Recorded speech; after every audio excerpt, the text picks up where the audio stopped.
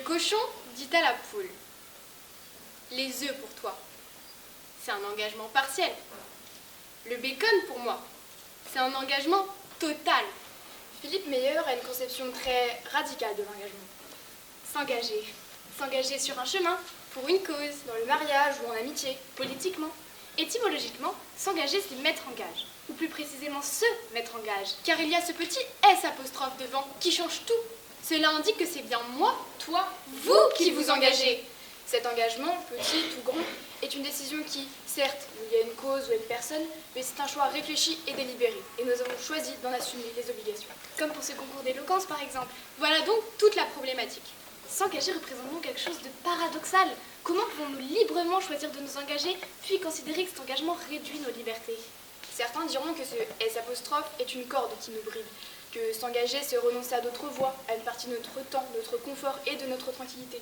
Mais ce petit S apostrophe, ne serait-ce pas cet engagement intime, autonome, mûri, fruit de notre capacité de choisir et de penser, qui traduit justement notre liberté? Nous sommes tous, dès le départ, engagés dans notre existence. À nous de donner un sens à cet engagement par le choix de nos projets. Là, tu fais ton Jean-Paul Sartre. En effet, mes engagements sont le fruit de mes réflexions personnelles. Lorsque je m'engage, c'est un acte volontaire, libre, synonyme d'autonomie de pensée et de liberté de conscience. Car si je m'engage, c'est parce que je suis un être qui pense. Justement, Jean-Paul Sartre disait « L'homme est condamné à être libre ».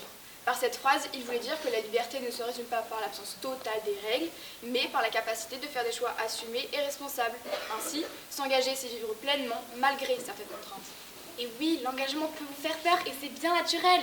C'est un peu comme un saut dans l'inconnu. Mais notre capacité à nous engager et à surmonter nos peurs est une vraie source d'estime de soi et d'épanouissement.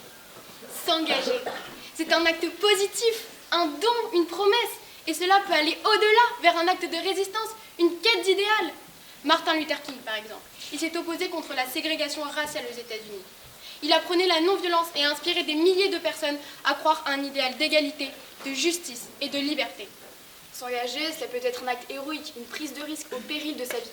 Lors de la Seconde Guerre mondiale, le résistant Jean Moulin a risqué sa vie en s'engageant dans la résistance. Capturé par la Gestapo, il a été torturé sans jamais révéler les informations qu'il détenait. Son engagement jusqu'au sacrifice a été crucial pour la lutte contre l'occupation nazie. S'engager, c'est également une prise de pouvoir, parce que mes engagements me donnent le pouvoir d'entrer en action, d'évoluer, de m'améliorer, de changer les choses et le monde qui m'entoure. L'engagement, c'est... Mes engagements sont le commencement vers un objectif. J'entends déjà certains d'entre vous, les Don Juan. S'engager, c'est être scellé à un contrat moral, une cause, le mariage, qui détermine mes droits, mes devoirs. S'engager, c'est s'enchaîner, c'est s'assujettir à la cause ou à la personne pour laquelle on s'engage. Mais refuser de s'engager, c'est en quelque sorte subir, être spectateur, être fataliste. C'est de la résignation, du scepticisme, du pessimisme, voire de l'individualisme. C'est bon, arrête avec tes ismes là, on a compris. C'est aussi céder à l'indifférence par confort ou par peur, avec des conséquences non seulement individuelles, mais aussi collectives. Par exemple, renoncer à son droit de vote, c'est démissionner de ses responsabilités collectives. Certains diront qu'engager une partie de soi ou de ses moyens constitue un lien, des obligations et sont responsables, et que cela implique des contraintes et des sacrifices, que s'engager, c'est renoncer à d'autres voies, une partie de notre temps, de notre confort et de notre indépendance. Mais non, l'obligation et le devoir de l'engagement ne s'opposent en aucun cas à la liberté, car il y a une action de s'engager, c'est un acte de raison. Et puis rien n'est définitif, parce que la liberté de l'engagement garantit aussi celle de pouvoir y renoncer quand on n'est plus en accord avec la cause. Prenons l'exemple des études supérieures dans lesquelles on s'engage. Si nous nous rendons compte qu'elles ne nous correspondent plus, nous pouvons très bien prendre la décision de changer de voie. Et certains autres penseront qu'un engagement entrave l'accomplissement de tous leurs désirs spontanés. Mais non, nos engagements d'aujourd'hui nous garantissent notre réussite et notre liberté de demain. Et enfin, pour ceux qui disent que s'engager c'est alourdir sa conscience, s'imposer des devoirs, porter le fardeau des réflexions et obligations, trop relou quoi. Franchement, c'est facile de vouloir rester neutre, de garder une position d'extériorité tout en faisant des petits commentaires cyniques, en sachant que cela ne changerait rien. Enfin, certains argumenteront, s'engage-t-on vraiment librement? N'est-on pas toujours influencé par notre entourage, sa culture, son éducation, le jugement des autres, ou bien même les médias et les réseaux sociaux? Mais personne ne nous demande de nous engager tout le temps, et surtout, l'engagement est un choix personnel que personne ne peut nous imposer. Et attention de ne pas confondre engagement et embrigadement, car quand la contrainte devient trop importante et que le devoir devient assujettissement, alors ce n'est plus de l'engagement.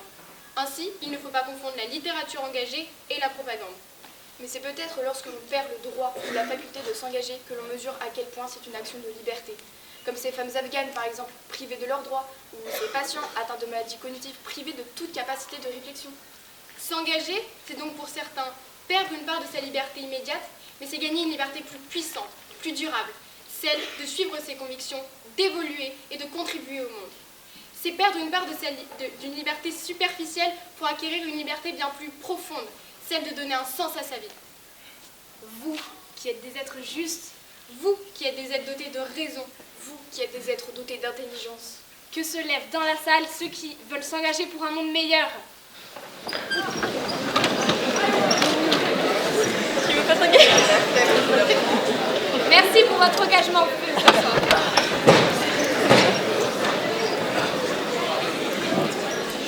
Qui ne voudrait pas évoluer, changer, devenir meilleur pour soi et pour les autres? l'avenir ne se construit pas avec la passivité, mais par le courage de ceux qui choisissent d'agir. Alors, nous vous le demandons, quel sera votre engagement ?